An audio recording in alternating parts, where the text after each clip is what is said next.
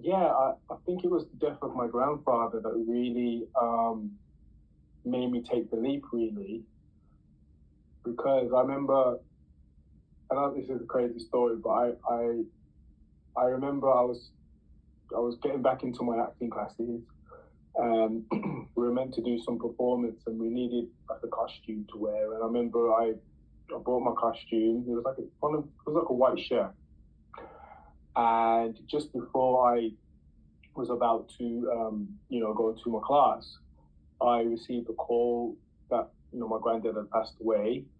Um, Oh, but long, it was devastating. But long story short, he lost a lot of weight while he was in hospital, and I was very slim at the time. So the shirt that I actually bought for my acting class was the shirt that he he wore